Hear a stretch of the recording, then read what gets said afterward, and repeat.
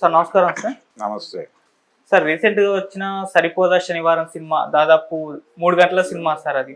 అయితే ఈ cinema length problem ఉంది, ఒక 20 నిమిషాలు ట్రిమ్ చేస్తుంటే బాగుండని చెప్పేసి చాలా మంది వాళ్ళ అభిప్రాయాన్ని వ్యక్తం చేశారు. మీరు కూడా అన్నారు సార్. అయితే ఇదే డైరెక్టర్ గారిని కూడా అడిగారు, ట్రిమ్ చేస్తుంటే బాగుండు కదా 20 నిమిషాలు అని. అంటే సినిమా లెంత్ ప్రాబ్లం ఏమీ కాదు, మేము చెప్పాలనుకున్నది క్లారిటీగా చెప్పాలి, అలా కట్ చేసేస్తే మధ్యలో వాళ్ళకి అర్థం కాదన్నట్టుగా ఆయన మాట్లాడారు. అసలు సినిమా లెంత్ అనేది ఏ మ్యాటర్ అవుతుందా సినిమా హిట్ లేకుండా ఫ్లాప్ విషయంలో? సినిమా లెంత్ ఉన్నప్పుడు ఎటువంటి జాగ్రత్తలు తీసుకోవాలి? ఇంతకుముందు పాత తరం అప్పుడు సినిమాలు దాదాపు 4 అవర్స్ వచ్చేవి, 3.5 అవర్స్ ఉన్నవి, అప్పుడు చూసేవారు కదా జనం. మరి ఇప్పుడు ఎందుకు సినిమా లెంత్ ఎక్కువగా ఉంటే బోరింగ్ గా ఫీల్ అవుతున్నారు, ల్యాగ్ గా ఫీల్ అవుతున్నారు, ఎందుకు చూడలేకపోతున్నారు? మీ ఒపీనియన్ సార్. ల్యాగ్ అని కాదండి, సినిమా ల్యాగ్ ఎక్కడ 3 అవర్స్ కాకపోతే 4 అవర్స్ ఉండొచ్చు. సినిమా లెంగ్త్ ఇష్యూ కాదు అక్కడ. ఓకే, అంటే మీరు చెప్పిన విషయం, మీరు టేకప్ చేసినటువంటి సబ్జెక్టు అంత విస్తారంగా చెప్పగలిగిందా, చెప్పదగినదా అంటే ఒక విషయం చెప్పడానికి ఆయన ప్రధానంగా ఎంచుకున్నటువంటి ఎలిమెంట్ని జస్టిఫై చేయడానికి చాలా వివరంగా చెప్పడానికి ప్రయత్నం చేశాడు. దాంతో ఎవరికి భేదాభిప్రాయాలు లేవు. ఇప్పుడు ఆ మదర్ క్యారెక్టరు, మదర్కి ఫాదర్కి, ఆవిడకి వాళ్ళ బ్రదర్కి, బ్రదర్ ఫ్యామిలీకి ఉన్నటువంటి బ్రదర్ ఫ్యామిలీతో ఉన్న అటాచ్మెంట్, బ్రదర్తో ఉన్న గొడవలు, ఇవన్నీ చాలా డీటెయిల్డ్గా చెప్పుకుంటూ వెళ్ళాడు ఆయన. ఆ డీటెయిలింగ్ ఇచ్చే ప్రాసెస్లో, ఆ డీటెయిలింగ్ ఇచ్చేటువంటి ప్రాసెస్లోనే సినిమా పొడుగైంది, ఎక్కువైంది. అంటే చాలా చోట్ల చిన్న వాయిస్ ఓవర్తో కట్ చేసి ముందుకెళ్ళిపోయే, అంటే ప్రధానంగా మీరు ఏం చెప్పదలుచుకున్నారో ఆ కోర్ ఏరియాలో ఫోకస్ తగ్గుతుంది. ఆ కోర్ ఏరియాలో ఫోకస్ తగ్గకుండా ఉండాలంటే మీరు చెప్పే విషయాన్ని, అది మనకి ఒక టీవీ సామెత ఉంటుంది, సూటిగా సుత్తి లేకుండా, అలా సూటిగా చెప్పేస్తే ఒక పద్ధతి. రెండోది, స్క్రీన్ ప్లేకి సంబంధించినటువంటి మ్యాజిక్ లేదు, ఫ్లాట్గా పెడుతుంది సినిమా.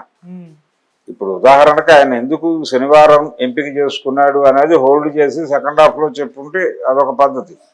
అయితే గతం నుంచి అనుసరిస్తున్న పద్ధతి, అందులోనూ కొత్త విషయం ఏం లేదు. రెండోది, ఈయన స్ట్రైట్గా జనాలకు చెప్పాడు, కథ చెప్పాడు. చెప్పి ఈ కథని నేను ఎలా తీస్తానో చూడండి అన్నాడు. అది ఒక ఛాలెంజ్. ఆ ఛాలెంజ్ని స్వీకరించాడు. డైరెక్షన్ కష్టపడ్డాడు, ఆయన కథ కష్టపడి డిజైన్ చేసుకున్నాడు, దానికోసం పరిశోధన చేశాడు, ఇవన్నీ కరెక్టే. కానీ ఎంగేజ్ చేయటంలో తడబాట్లు జరిగిన మాట వాస్తవం ఆ సినిమాకి సంబంధించి. అందుకనే యావరేజ్గా మిగిలింది సినిమా.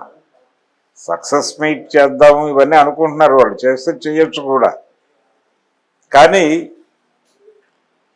సినిమా లెంగ్త్ అనేది ఖచ్చితంగా, అంటే ఇలాంటి సందర్భాల్లో మీరు చెప్పాలనుకున్నటువంటి విషయానికి సంబంధించిన పరిమితే మీ లెంగ్త్ని డిసైడ్ చేస్తుంది. అది విస్తారంగా చెప్పాల్సిన విషయం ఉంటే నిర్మోహమాటంగా చెప్పొచ్చు, దాంతో ఎవరికి భేదాభిప్రాయం ఉండదు, క్యారీ ఫార్వర్డ్ అవుతారు. అక్కడ విషయం లేకుండా మీరు 3 గంటల సినిమా చూసి తీరాలి అంటే అలాగా. ఇప్పుడు మేరా నామ్ జోకర్ అనే సినిమా ఉంది, అది కూడా 4 గంటల పైన సినిమా, 4.5 గంటల సినిమా అది. భారతదేశంలో అతి పొడవైన సినిమాలుగా 2 ఉండేవి. ఒకటి మేరా నామ్ జోకర్, రెండో ప్లేస్లో కర్ణ ఉండేది, దానవేరు సూరకర్ణ. ఇప్పుడు దాన్ని ట్రిమ్ చేశారు మేరా నామ్ జోకర్. అది అంటే ఒక వ్యక్తి జీవితంలోకి వచ్చిన అనేక పాత్రలు, వాటితో అతని ఘర్షణ, బాల్యం నుంచి వృద్ధాప్యం వరకు నడిచే కథ అది. అందుకని దానికి అంత విసురు తీసుకున్నాడు. అలాగే నేను కూడా తీసుకుంటానంటే అలాగా. అది ట్రిమ్ చేశారు కాబట్టి ఇప్పుడు ప్రస్తుతం దేశంలో అతి పొడవైన సినిమా దానవేర సూరకర్ణగా మారింది.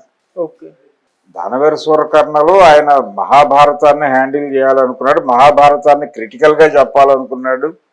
ఆ క్రిటికల్గా చెప్పడం కోసం కొన్ని సన్నివేశాలని ఎంబోజ్ చేసి చెప్పాలనుకున్నాడు. ఆయనకు ఆ టైం పట్టింది. అందుకని అది దాంతో జనాలు డీవియేట్ కారు. ఇక్కడ సాధారణమైన విషయమే చెప్తున్నారు మీరు. ఒక యాంగర్ మేనేజ్మెంట్ మీద సినిమా అది. ఆ యాంగర్ మేనేజ్మెంట్ని సరదాగా కూడా చెప్పొచ్చు, ఎంటర్టైనింగ్గా చెప్పొచ్చు, ఎమోషన్ మిస్ కాకుండా ఎంటర్టైనింగ్గా కూడా చెప్పొచ్చు. ఆ మార్గాన్ని వదిలిపెట్టి ఇంకో మార్గంలో ప్రవేశించాడు డైరెక్టర్ అనేదే బాధ. ఇంకొంచెం కుదురుగా డిజైన్ చేసుకుని ఉంటే బాగుండేది కథ అనేది. చాలా ఎంగేజింగ్గా చెప్పేటువంటి, ఎంటర్టైనింగ్గా చెప్పే ఛాన్స్ ఉన్న కథ అది. యాంగర్ మేనేజ్మెంట్ అనేది ఓకే. విలన్కి అదే కండిషన్, హీరోకి అదే కండిషన్. దాని మీద ఎక్కువ చిత్రికి పట్టాడు ఆయన, విలన్ క్యారెక్టర్ మీద. ఆ కాన్సన్ట్రేషన్ పెరిగే క్రమంలో హీరో పాత్ర మీద కాన్సన్ట్రేషన్ తగ్గింది. ఇది ఒక లోపం. అందుకని లెంగ్త్ పెరిగింది అన్నవాళ్ళు ఎందుకు పెరిగింది అంటున్నారు అనేది వినిపించుకునే ప్రయత్నం చేయలే. వివరంగా చెప్పాలనుకున్నాను, వివరంగా చెప్పకపోతే ప్రజలకు అర్థం కాదేమో అని చెప్పాను అనేది. జనాలకి ఈ మధ్యకాలంలో రకరకాల మ్యాజిక్లు చేస్తూ ముందుకు నడిపించిన సినిమాలు చాలా ఉన్నాయి. విజయ్ సేతుపతి సినిమా ఉదాహరణ ఉంది కదా మన ముందే, మహారాజా. ఆ సినిమా ఎంత చెప్పిన విషయంలో కొత్త ఉందా లేకపోతే పాత ఉందా అనేది తీసేస్తే చెప్పిన పద్ధతి, కథనం బాగుంది. ఆ కథనం వలన కదా సినిమాకి అంత పెద్ద సక్సెస్ వచ్చింది. అందుకని కథనం మీద కొంచెం దృష్టి పెట్టి లెంగ్త్ తగ్గించి సూటిగా సుత్తి లేకుండా చెప్పుంటే ఇంకొంచెం ఎక్కువ ఇంపాక్ట్ ఇచ్చేదిగా సినిమా. కావాలని లెంగ్తీగా తీయటం ఎందుకు, విస్తారంగా చెప్పడం ఎందుకు? అలా మొండిగా చేసే డైరెక్టర్లు కొంతమంది ఉన్నారు. ప్రతి విషయాన్ని ఎమోషనల్గా చెప్పే డైరెక్టర్లు చాలామంది ఉన్నారు మనకి. ఈయన కూడా ఆ దూరంలోకి వెళ్ళిపోతాడు, ఆ శ్రేణు, ఆ వాళ్ళలో చేరిపోయి ప్రమాదం ఉంది. అందుకని కొంచెం తక్కువ లెంగ్త్లో చెప్పడమే మంచిది. జనాలకు కూడా రిలాక్సేషన్ ఉంటుంది. ఏమీ లేని దానికి అంతసేపు కూర్చున్నాయి. చెప్పదలుచుకున్న విషయం వేరు, మీరు తీసిన ధోరణి వేరు. అక్కడే మిస్ మ్యాచ్ మొదలైంది. మీరు ఎంటర్టైనింగ్ మోడ్లో కూడా చెప్పచ్చు దాన్ని. ఎందుకంత సీరియస్గా చెప్పాలి? ఇంకొంచెం ఎంటర్టైన్మెంట్ మిక్స్ చేసి చెప్పచ్చు కదా. ఒక సినిమా చూసిన ప్రేక్షకులకి ఏ ఒక్కడికి అభిప్రాయం ఇంకోటి అభిప్రాయంతో కలిసి ఉండదు. ఎవరి అభిప్రాయాలు వారివి. మనం బాగాలేదన్న సినిమా బాగుంది అనే వాళ్ళ సంఖ్య పెరిగి దానికి డబ్బులు రావచ్చు. అది దానికి డబ్బులు వచ్చినాయి కాబట్టి బాగాలేదనే మన అభిప్రాయం మనం మార్చుకోం. నాకు సినిమా నచ్చలేదు, ఆ సినిమాకి డబ్బులు రావడం అనేది వేరే గొడవ. ఇలాగే ఉంటుంది వ్యవహారం.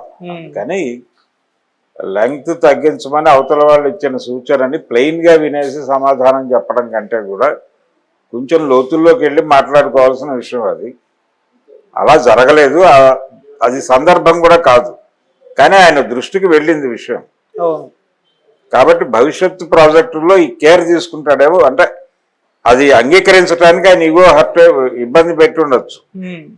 అయినప్పటికీ ఆయన స్వీకరించాడు, విషయాన్ని స్వీకరించాడు. కాబట్టి తర్వాత సినిమాల్లో తత్సంబంధమైన కేర్ తీసుకుంటాడేమో వివేకాత్రయే చూడాలి. అంటే సుందరానికి అప్పుడే ఇటువంటి వచ్చింది సార్, లెంత్ ఎక్కువ అయింది, తక్కువ ట్రిమ్ చేస్తుంటే బాగుండు అని అప్పుడు అభిప్రాయం వచ్చింది. సో దాన్ని మళ్ళీ రిపీట్ చేసేసాడు, అదే లెంత్ ను పెట్టేశాడు ఆ సినిమాకి. ఈసారి దానికంటే కూడా ఇబ్బంది పెట్టింది కదా విషయం లేకుండా. మీరు ఇప్పుడు మేనమామకి తల్లికి మధ్య ఘర్షణ, 3 సీన్లు, ఇవన్నీ అలా పెంచుకుంటూ వెళ్ళిపోయారు. అవును, అంత అవసరం? ఆ పిల్లాడి మీద కుటుంబం తాలూకా ప్రభావం ఎలా ఉంది అనేది ఒక్క నిమిషంలో ఎస్టాబ్లిష్ చేసి